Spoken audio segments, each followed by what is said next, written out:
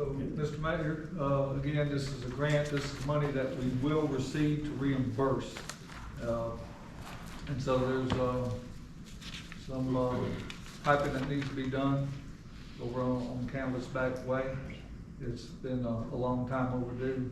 Public Works went out to the Pickens County Transportation Commission, applied for and received $50,280. If this is approved at the tail end of this meeting, will be a resolution. We've already gone out to bids. It matches that what we was able to get, and so we were looking for approval for the contractors to begin work. Mr. Holcomb, you said we will not have to reimburse this? No, sir. No, they will reimburse us. We have to spend our money first, and then the Transportation Commission will reimburse us. Thank you. And I would really like to thank the CTC for looking at our project. Eddie did a great job in having it all put together and having this approved, and it's sorely needed.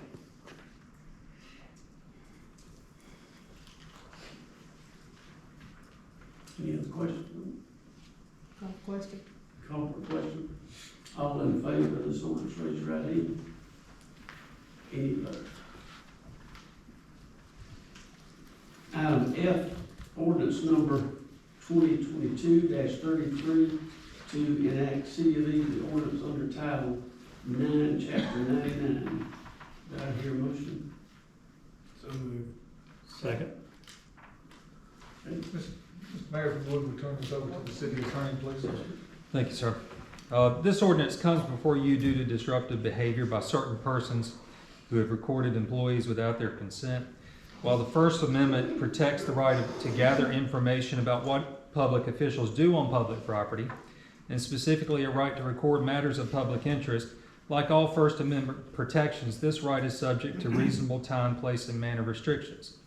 This ordinance is the same ordinance except for minor changes upheld in the federal district court case of Sheets versus City of Punta Gorda. This ordinance seeks to prevent disruptions of the city's legitimate public business and rendering public services, along with fostering a safe and orderly environment. A city employee and citizens conducting business with the city also have a legitimate privacy interest in not being recorded without the consent of the employee or citizen. This ordinance is not intended to prohibit citizens from coming onto city property to conduct legitimate business. This ordinance is not intended to be a restriction on speech and is viewpoint neutral and does not target any viewpoint, ideology, or opinion. This ordinance applies to all persons visiting the city of Easley enclosed, city-owned, controlled, and leased properties, including but not limited to City Hall and City Hall Annex, to prohibit the unconsented recording of city employees and citizens conducting legitimate business within the city. This ordinance does not prohibit the right to record or be present at public meetings being conducted pursuant to public notice. This ordinance does not prohibit the right of citizens to exercise their First Amendment rights outside or in traditional forums or in public meetings. This ordinance also prohibits certain conduct within the interior of the city building, such as smoking, disruptive behavior, abusive language, blocking entrances and exits, disrupting city events, leaving unattended packages, possession of illegal drugs, and or tampering. Lastly, I've sent a copy of this ordinance to the Municipal Association General Counsel to review, who supported the ordinance and was familiar with the law concerning the ordinance. Thank you.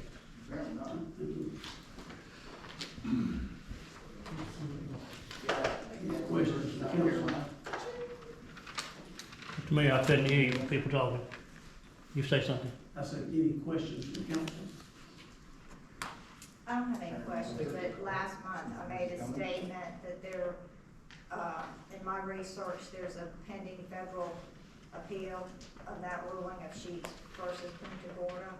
And, so that's, until that comes out, will be a no vote on this.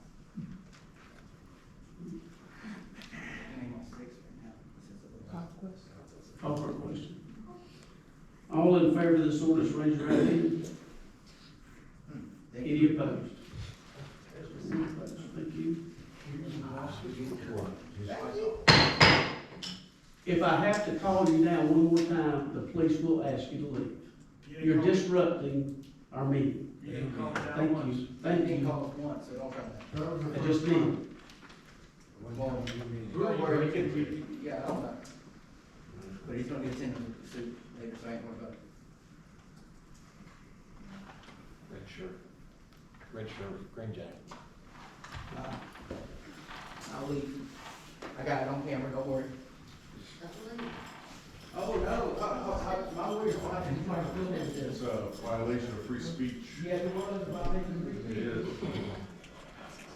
Item G, ordinance number 2022-34 to rezone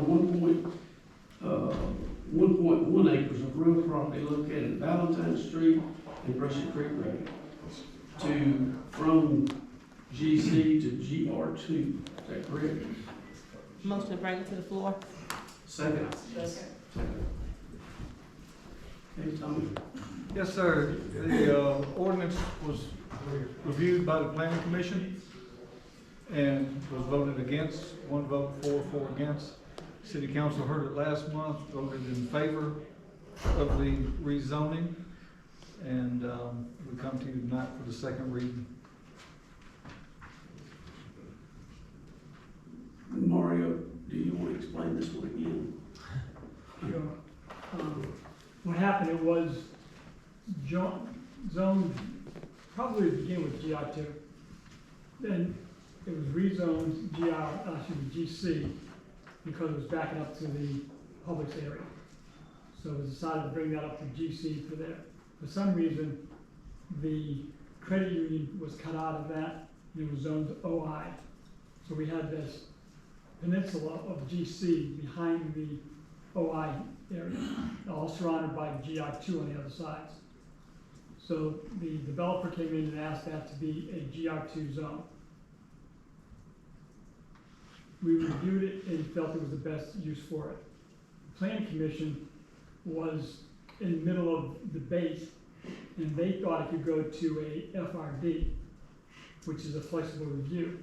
A flexible review gives them a certain amount of units that they can ask for, whether it be 4, 5, or 6. They would ask for that unit to set up a little plan to show what it looks like. However, in this case, my fault, the site was less than 2 acres, which is the minimum size for FRD. I explained that through an email to Tommy before the last meeting, and said that there was a misunderstanding there, and that it should probably go, it should go GR2, so they could do a townhome development. Again, as Mr. Turner right here said, it's not, the prime reason they were apprehensive about it was the maximum density is 14 units per acre. But due to the size of the lot and the constraints that Mr. Turner mentioned, it probably wouldn't get, it couldn't get that many to begin with. Now, could it get between 4 and 5? Probably. So that's why I went back to GR2. And that's what the request was for, GR2. Any questions? Well, one thing I was gonna bring up is that if you look in the zoning ordinance and you look at general commercial, which is the GC, and you look at uses permitted, anything that is less intense under GC is allowed. And I think that since all of the surrounding properties are GR2, I think that it is acceptable by the ordinance. And for that reason, I'll be voting for it. One of the reasons why I didn't want to leave it GC is because that leaves the opportunity to be more GC in the area. Opportunity, which is what he wants, but that's, so. Again, that's not a place for general commercial. Anything that you can see up and down 123 can go in the GC commercial district. And when you start moving back from Brushy Creek and invading toward the houses, the GC is, I think, inappropriate in that area. We need a transitional zone in that area. And the GR2 would be a transitional zone. One of the things that was mentioned was GR2 does support duplexes, Yes. So that whole area in there is GI2. So development of duplexes can be done on any of those lots in there.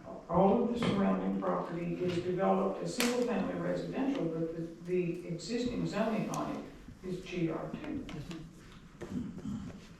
My worrisome is where he was talking about across the street from him, if you don't put houses there, what if you put warehouses down through there, businesses down through there? What if you put a long garage to fix cars, junk cars sitting inside a fence? How would that make their neighborhood look? That concerns me. And on the corner there, you're gonna have a lot of traffic either way. Either way, there's gonna be traffic. It's almost gonna have to, I think you have to turn right to go down Brush Creek. Well, And, but anyway, it's gonna cause a lot of traffic at business, not as much as it would, I don't think, with residential, but residential would match the residential that's already there. And so therefore, I feel like I would have to go with residential. Any other questions? Call the question. Call for the question. All in favor of this ordinance, raise your right hand. Any opposed? Thanks for your support. Item 9 is new business. We have none. Item 10 is new resolutions. And item A, we will skip, postpone until next month. We will go to resolution B. That's resolution 2022-16 to award invitation for bids to complete work on Camberback Way. Do I hear a motion?